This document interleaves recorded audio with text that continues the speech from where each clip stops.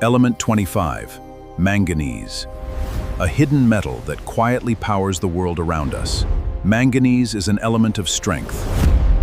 I want you to close your eyes for a second and just imagine a dark, metallic mineral buried deep, deep inside the earth. Okay, I'm picturing it. Like, imagine we are pushing in with a macro lens, zooming in so close that you can actually see the glowing atomic particles moving through this, this jagged, chaotic crystal structure. Oh, wow. And it is totally silent. It is hidden in the dark. And yet this exact same mineral is silently making the steel in the buildings around you stronger.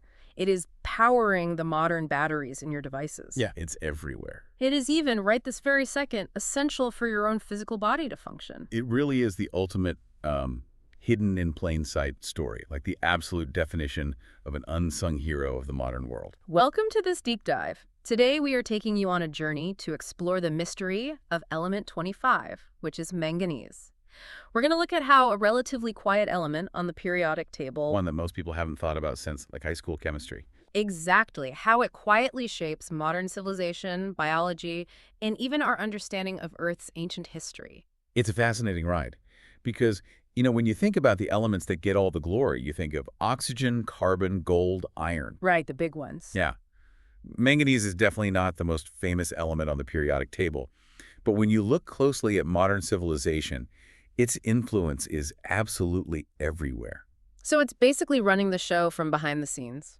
Pretty much. Yeah. I mean, from the structural integrity of our skyscrapers to energy storage, from our cellular biology to the deep history of the planet itself, Element 25 is quietly shaping the world around you. Okay, right. But before we can understand how this element builds the world, we have to look at what it actually is at a fundamental atomic level. Right, we need the basics first. On the periodic table, it sits right in the middle block. It's categorized as a transition metal. But here is the crazy part that stood out to me in the sources. You are practically never going to find it as a pure metal out in nature. It is always locked inside other minerals and compounds. That's a crucial characteristic, actually, and it comes down to what being a transition metal really means. Which is what, exactly? Well, transition metals have a very unique atomic structure. Their outermost electrons, and even some of their inner electrons in what's called the d orbital, they are incredibly flexible. Flexible how? Like they can easily lend, borrow, and share these electrons with other elements. Because of that chemical flexibility, manganese is highly, highly reactive. Oh, I see. Yeah, it binds almost instantly with oxygen, sulfur, and carbon in the Earth's crust to form these really complex minerals like pyrolusite or rhodochrosite. Okay, let's unpack this for a second, because to me, manganese sounds exactly like that one introverted friend we all have. Oh, you know the one? The friend who absolutely refuses to go to a party alone. They will not walk through the front door unless they are firmly attached to someone else's arm. That is a perfect way to look at it. Manganese just will not show up in nature as a pure solo metal. It always has to be bonded to something else. But wait, if it's so incredibly reactive that it constantly bonds to everything in the dirt, how did humanity even figure out it was useful? Doesn't it just want to instantly rebond with whatever is nearby? Yes. That is exactly the problem early chemists faced. I mean, people knew manganese compounds existed for centuries. Right. Ancient glassmakers actually used manganese-rich rocks to remove the green tint from glass. But getting the pure metal out, that was incredibly difficult. So how did we finally get it alone? It wasn't until the late 1700s that scientists figured out how to isolate it using a process called reduction. Reduction. Okay? You actually have to heat the mineral to extreme temperatures in the presence of carbon. The carbon acts like a thief, basically. It steals the oxygen atoms away from the manganese, leaving the pure metal behind. Wow. Okay, so we had to use extreme heat to coax the introverted friend out of their shell. Exactly. And once we did, it completely changed the trajectory of human engineering. Yes. Because once we had access to the pure metal, it found its true calling in the Industrial Revolution. Which brings us out of the dirt and directly into the roaring heat of a glowing molten steel factory. Oh yeah, the heat, the sparks, the massive scale of it all. Because the true rise of manganese is inextricably linked to the absolute backbone of modern civilization, which is steel. You simply cannot talk about modern infrastructure without talking about steel. And in the story of steel, manganese is the secret, unsung ingredient holding it all together. Well, when you look at the basic recipe for steel, you mix iron and carbon. But there's a massive problem in that molten mix, A right? huge problem, yeah. Because when you are melting down iron ore, you're not just getting pure iron. You're getting all the impurities from the earth and from the coal used to heat the furnace. And the biggest troublemaker, sulfur. Sulfur is the absolute enemy of strong steel. What happens if it gets in there? If you just mix iron and carbon and leave the sulfur in there, the sulfur binds with the iron to form a compound called iron sulfide. And why is that so bad? Because iron sulfide has a very low melting point, and it gathers at the microscopic boundaries between the iron crystals. Oh, that sounds like a structural nightmare. It is. So when you take that hot steel out of the furnace and try to roll it or hammer it into, say, an I-beam for a skyscraper, the iron sulfide melts, and the steel literally tears itself apart. Just crumbles. Yeah, it becomes brittle. In metallurgy, this catastrophic failure is actually called hot shortness. Hot shortness. Okay, Yeah. so enter manganese. Exactly. It's like manganese is a microscopic bouncer at a nightclub. A bouncer. I like that. Yeah, you've got iron and carbon inside, trying to have a good time and form a strong structure. Right. But sulfur shows up, and it's a rowdy, unwanted guest ready to ruin the vibe and shatter the steel. Right. So manganese steps up, grabs sulfur by the collar, and neutralizes it. That analogy actually maps perfectly to the chemistry, because manganese has a much, much higher chemical affinity for sulfur than iron does. Okay. So the manganese atoms rush in, intercept the sulfur, and form manganese sulfide instead. And that's better than iron sulfide. Way better. Unlike iron sulfide, manganese sulfide has a very high melting point. It doesn't melt when you forge the steel. So what does it do? It forms these harmless, tiny spherical inclusions that just sit quietly in the metal, allowing the iron and carbon to bond perfectly into a robust, solid structure. Okay, but wait. If manganese is so reactive, like we said earlier, why doesn't it accidentally grab the carbon too and ruin the whole recipe? That's the brilliance of its chemical selectivity. Oh, it chooses. Yeah, at those specific furnace temperatures, manganese prioritizes sulfur and oxygen first. It basically cleans house. Wow. And then any leftover manganese just subtly alloys with the iron, which actually increases the tensile strength of the final product. So it fixes the problem and makes the whole thing stronger. Exactly. The real-world applications of this are monumental. I mean, have you ever heard of Hadfield steel? I can't say that I have. It was invented in the 1880s, and it's steel with about 12 to 14% manganese added in. That sounds like a lot. It is. And it has this incredible property where the harder you impact it, the harder the surface becomes, while the inside stays tough and flexible. Wait, really? The harder you hit it, the stronger it gets? Yep. Wow. So where do we use that kind of steel? Basically everywhere that takes a beating. Massive railway tracks spanning continents, the jaws of heavy rock-crushing machinery, That makes sense. construction equipment, the modern infrastructure you see every single day.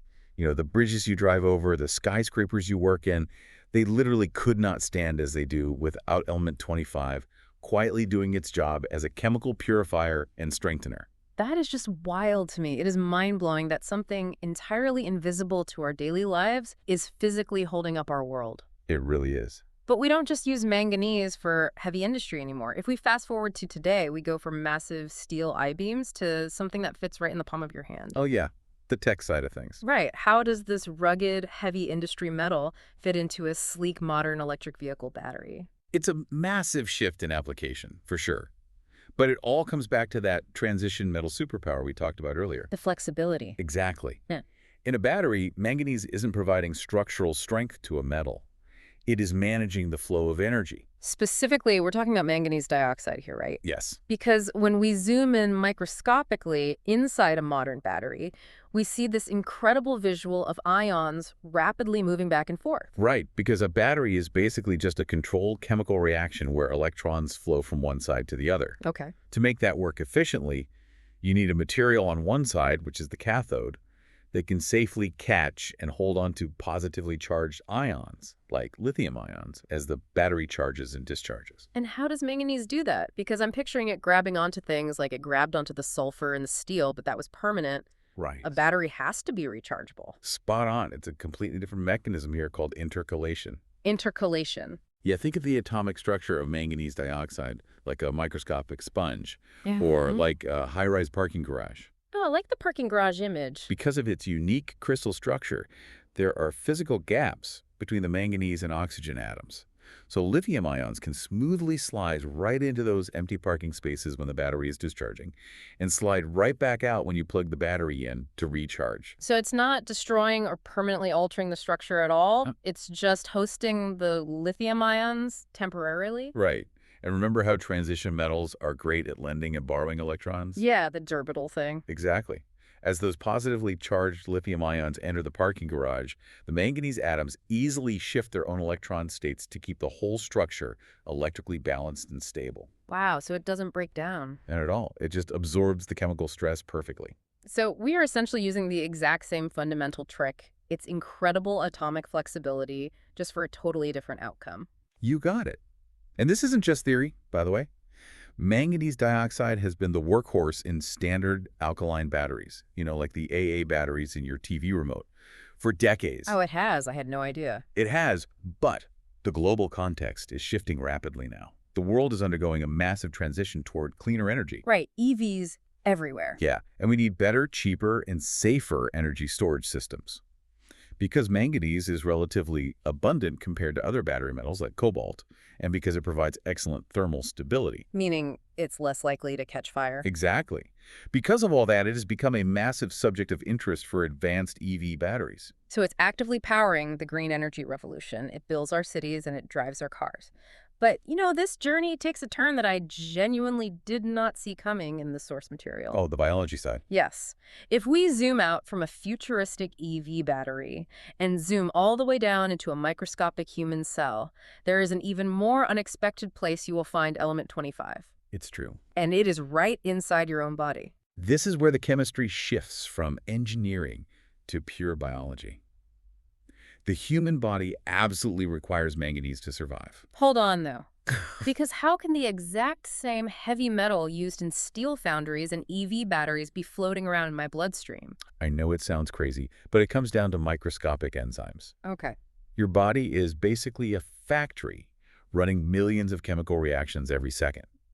Enzymes are the tiny biological machines that make those reactions happen. And for some of your most critical enzymes to turn on and actually function, they need a single atom of manganese sitting right at their core, acting as the ignition key. Which enzymes are we talking about here? Well, the most famous one is called superoxide dismutase, or SOD for short. Superoxide dismutase. That sounds like a 90s action movie hero. It really does. Mm-hmm. And it basically acts like one inside your cells. How so? As your cells produce energy, they accidentally generate this toxic byproduct called superoxide. It's a highly reactive oxygen molecule. If left alone, these superoxides act like tiny wrecking balls, literally tearing apart your DNA and cellular membranes. Yikes. Yeah, it's a major driver of aging and disease. So they're essentially the biological version of the sulfur ruining the steel. That is a brilliant parallel. Yes. SOD is the enzyme that neutralizes those wrecking balls. And it needs manganese to do that. Exactly. SOD cannot do its job without an atom of manganese at its center. The manganese atom rapidly borrows and lends electrons to disarm the toxic oxygen, turning it into harmless water and regular oxygen. Wow. Without manganese, our cells would literally burn themselves out from the inside. That is amazing. But I have to push back here for a second because we're talking about a heavy metal. Sure. How can the exact same element be a crucial nutritional requirement for my cells, but also a recognized toxic hazard in industrial environments? Like, what is the tipping point where it goes from a hero to a villain? That is one of the most fundamental rules of biology and toxicology. The dose makes the poison. Your body needs a vanishingly small microscopic trace of manganese. You get it naturally from eating leafy greens, nuts, and whole grains. Just normal food. Right. But in heavy industrial environments like mining, steel welding, or battery manufacturing, workers can be exposed to high concentrations of manganese dust in the air. And inhaling that dust bypasses the digestive system entirely. Exactly. When it's inhaled in large quantities over time, it accumulates in the brain. Oh, that can't be good. It's terrible. It causes a neurological condition called manganism, which has symptoms strikingly similar to Parkinson's disease. Tremors, stiffness, cognitive issues. It is devastating. That stark contrast is just wild. You have a fragile, microscopic human cell relying on this element to prevent damage, but if you get a lungful of it on a factory floor, it systematically destroys your nervous system. Which is exactly why strict exposure controls, ventilation, and respirators are absolutely mandatory in those industrial settings. We are harnessing a powerful elemental force to build our world, but we have to deeply respect the biological limits of the human beings doing the building. It is a profound tightrope walk. We need it to live, we need it to build, but we have to respect its power. Beautifully said. Okay, so we've looked at present technology and present biology, but there is one final leap we need to take in this deep dive. My favorite part. Manganese also serves as a memory bank for our planet's deep past. If we transition away from the factory floor and dive deep, deep down into the freezing dark of the ocean floor, we find something entirely unexpected. This might be one of the most poetic aspects of Element 25. Yeah. We were talking about polymetallic nodules. Right. These are basically dark, potato-sized chunks of rock scattered across the deep ocean plains. Yep. And they are incredibly rich in manganese. But they haven't just been sitting there, right? They're actively growing, but so slowly. Unbelievably slowly. They grow by precipitating metals out of the seawater, layer by microscopic layer, over millions and millions of years. How slow are we talking? We are talking about a growth rate of just a few millimeters per million years. Per million years. That is hard to even wrap your head around. So how does a chunk of metal at the bottom of the ocean act as a history book? Well, think of them like the rings of a tree, but on a geological timescale. Okay. Because they form so slowly, layer by layer, they trap the distinct chemical signatures and isotopes of the ocean water that existed at the exact moment that layer was formed. That is incredible. So as the Earth went through ice ages, or massive volcanic periods, the chemistry of the ocean changed, and the manganese nodule essentially recorded that change in its next microscopic layer. Precisely. The field is called paleoceanography. Paleoceanography? Yeah. Scientists can dredge up these manganese nodules, slice them in half, and analyze the layers to reconstruct millions of years of Earth's climate history, ocean currents, and atmospheric shifts. Wow. It proves that Element 25 isn't just a raw material waiting to be mined for human factories. It is a physical, chronological record of our planet's history, written in metal on the ocean floor. What a journey. I mean, when we piece this all together, the scope of this single element is breathtaking. It really is. Let's just trace it back. We start deep in the Earth with this highly reactive, introverted mineral that refuses to be alone. Then we throw it into the roaring heat of a molten steel furnace, where it acts as a chemical bouncer, saving our skyscrapers and railways from shattering. Then we harness its atomic flexibility, using its crystal structure as a microscopic sponge to trap and release lithium ions, powering the electric vehicle revolution. Then we zoom into the delicate chemistry of a human cell, where a single atom of manganese acts as an internal fire extinguisher, saving our DNA from destruction. And finally, we end up in the freezing depths of the ocean, where it has quietly recorded millions of years of Earth's climate history layer by microscopic layer. It perfectly encapsulates the lesson here, I think. Which is? That a single element on the periodic table might just seem like a boring letter and a number on a chart, but its true significance is only understood when you examine how it interacts with the universe. Yes. How it binds, how it protects, and how it powers everything around it. Manganese is a quiet element.